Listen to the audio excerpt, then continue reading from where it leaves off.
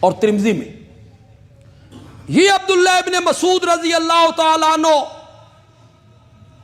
اسی کو میرے نبی نے ابو جہل کا سر قلم کرنے کے لیے بھیجا تھا۔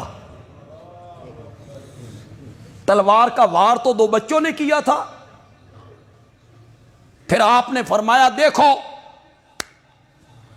ابو جہل کی کیا حالت ہے، اس کو بھیجا۔ حضرت علی کو بھی بھیج سکتے تھے رضی اللہ تعالی، حضرت طلحہ کو بھی بھیج سکتے تھے، حضرت زبیر کو بھی بھیج سکتے تھے، ابو عبیدہ بھی تھے، بڑے بڑے نڈر بے باک بہادر شجاع صحابہ، نہیں بھیجا۔ اس دبلے پتلے کمزور سے آدمی کو بھیجا ابو جہل دی آکڑ توڑن واسطے۔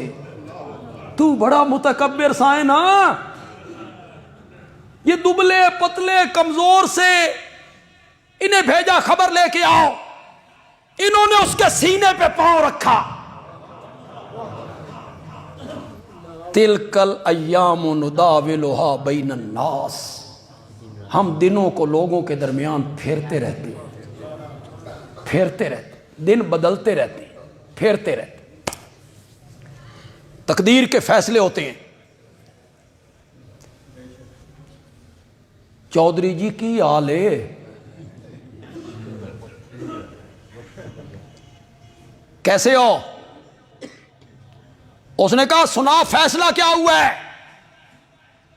انہوں نے کہا تیری فوج شکست کھا گئی ہے اور فتح رب نے میرے نبی کے مقدر میں لکھی ہے، اور میں تیرا سر قلم کرنے آیا ہوں۔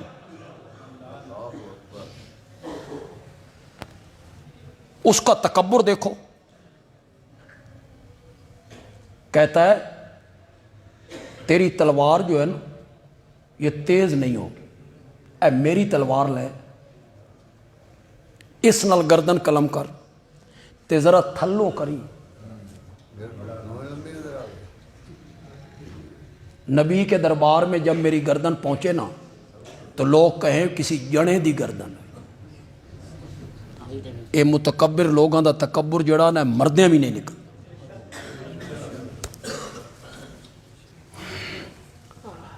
اور انہیں کہنا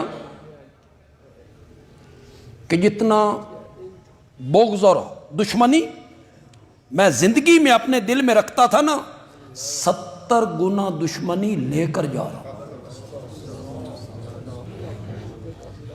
ابن مسعود نے آ کے بتایا تو میرے نبی نے فرمایا یہ میری امت کا فرعون ہے، اور اس فرعون سے بڑا فرعون، اسے ہوتا آیا،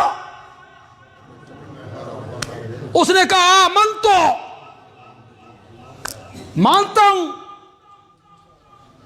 میں مانتا ہوں موسیٰ اور ہارون کے رب کو، ایمان لاتا ہوں۔ اوپر سے آواز آلان ہونا، اب پیچھے مڑ کے دیکھ، تیری تلوار نے بنی اسرائیل کے کتنے بچوں کو ذبح کیا ہے، اپنا ظلم دیکھ۔ اب کوئی ایمان معتبر نہیں ہے۔